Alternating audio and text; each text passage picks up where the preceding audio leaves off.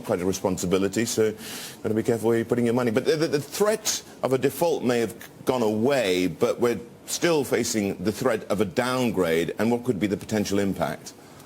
Yeah, the downgrade looks like a fairly kind of significant possibility at this point in time, especially from S&P, who were looking for a number of about $4 trillion in fiscal savings. And what we understand is that they're looking at a number of $2.5 trillion in the plan that was approved by the House today. And also, on the other aspect of the process, as in they needed a debt ceiling revision by 2nd August. They're going to vote in the Senate on 2nd August. So that increases the political risk associated with country ratings, So my sense is that we will see a downgrade by S&P, though I do not expect Moody's or Fitch to do the downgrade at this point in time.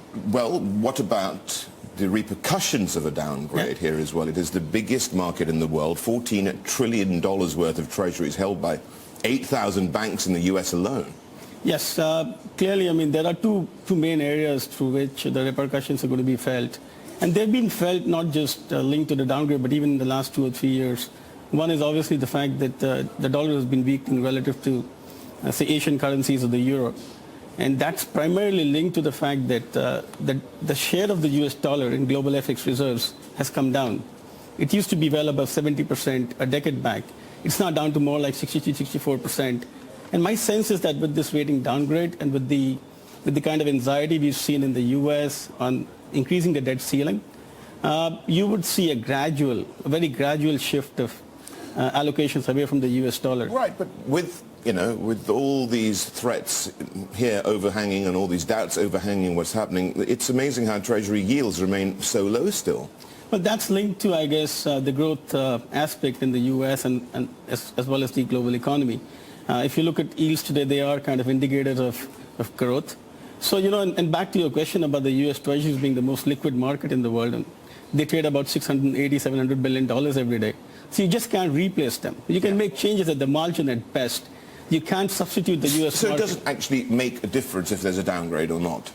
It makes a psychological difference. It makes a difference to policymakers in terms of strategic longer-term planning, as in if central bankers in Asia, for example, who are the biggest buyers of treasuries till last year, if they start taking a view that, look, it's not worth following mercantilist foreign currency policies and kind of preventing their own currencies from appreciating, then it could change things. They might just give up the path of such rapid accumulation of reserves, Yeah, but we've got trillions that they're sitting on. I think it's already, yes. Yeah, the Chinese, and they would be most displeased with a further weakness for the dollar, but that's what we have been seeing. The dollar has continued to weaken against the Asian currencies. Does that continue?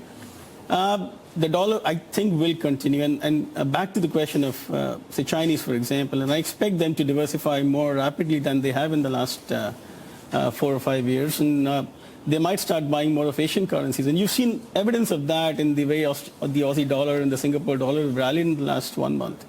So, these are classical risk on indicators, but they rallied even when there was a risk-off environment.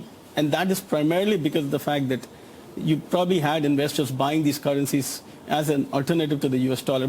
But liquidity is going to be a big issue for such central banks. Yeah, you only got a limited amount of Aussie dollars and New Zealand dollars, so you don't have the deep pockets that the Americans do. Yeah, it's a simple demand and supply, right?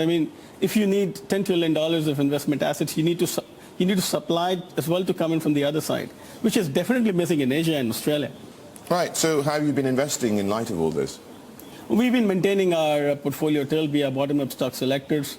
We're focusing on areas where we see value, where we see earnings growth. And despite the macro headwinds in the last 2 or 3 months, we think there has been decent reward for companies which are outperforming based on earnings being better than expected, So we're focusing on those areas, and touch wood, our process will help us through this time when macro headwinds are pretty strong. One pick? Give me a pick, a sector. We are overweight energy because we think the energy fundamentals are decent. We are looking to get into banking in Asia, especially in China, but not yet. We're still kind of slightly underweight there because of concerns. But we think policy action is being taken to address those. And if inflation starts coming off in Asia in the next 1 month or 2, a couple of lead indicators we follow, as in the food price index, the Brent has not been going up. So as the YOY growth rate kind of dissipates in these lead indicators, then you might see inflation coming down, and that would be a good time to buy Chinese banks.